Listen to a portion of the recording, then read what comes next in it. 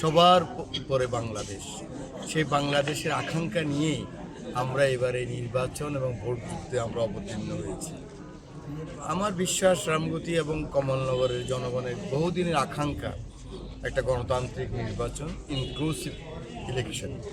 সেই ক্ষেত্রে এখান থেকে আমি এখন পর্যন্ত যতটুকু জানি, এই গণতান্ত্রিক আন্দোলনে আমরা একসাথে সংগ্রাম করেছি, আমরা যুদ্ধ করেছি, আমরা স্বৈরাচারের বিরুদ্ধে, ফ্যাসিজমের বিরুদ্ধে।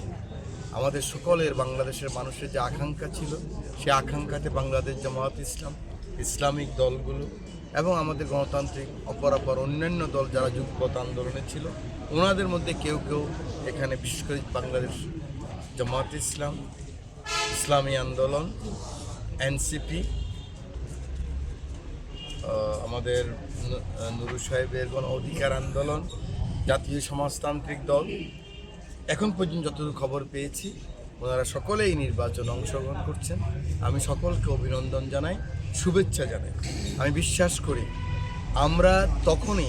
আমরা এই গণতান্ত্রিক যে আন্দোলন এটা সফল হবে যদি আমরা সবাই সুন্দরভাবে নির্বাচনী যে আচরণবিধি এটা পালন করে আমরা আমাদের নির্বাচনটা পরিচালনা করি। আমাদের সবচেয়ে বেশি দায়িত্ব, যেহেতু বাংলাদেশের মেজর পার্টি বাংলাদেশ জাতীয়তাবাদী দল, জাতীয় দলের নেতা কর্মী সমর্থক সমন্বয়কারীদের কাছে আমার আজকের এই দিনে অনুরোধ থাকবে, আপনারা ধৈর্য নিয়ে রাজনীতি এবং গণতন্ত্র, ধৈর্য, পেশেন্স এবং পলিটিক্স, গণতান্ত্রিক রাজনীতির মেইন যে সাবস্টেন্স সেটাই হলো পেশেন্স, ধৈর্য নিয়ে সকলকে নিয়ে এবং প্রতিদ্বন্দ্বী প্রার্থীদের ভাই ভাই হয়ে আমরাই নির্বাচন করব।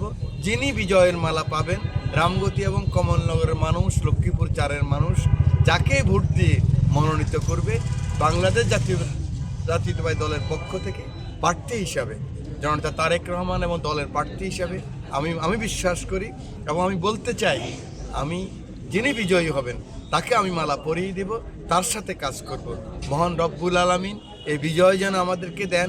আমাদের নেতার যে স্বপ্ন সবার আগে বাংলাদেশ, সেই বাংলাদেশের এবং 31 দফার ভিত্তিতে আগামীর যে বাংলাদেশ, রাষ্ট্র সংস্কারের যে বাংলাদেশ, সেই বাংলাদেশে আমরা যেন একটা কর্মী হিসাবে সংসদে 300 জনের একজন হয়ে যেন কাজ করতে পারি। মহান রব্বুল আলামিনের কাছে আজকের এই দিনে এই প্রার্থনা করতেছি। আপনাদেরকে ধন্যবাদ।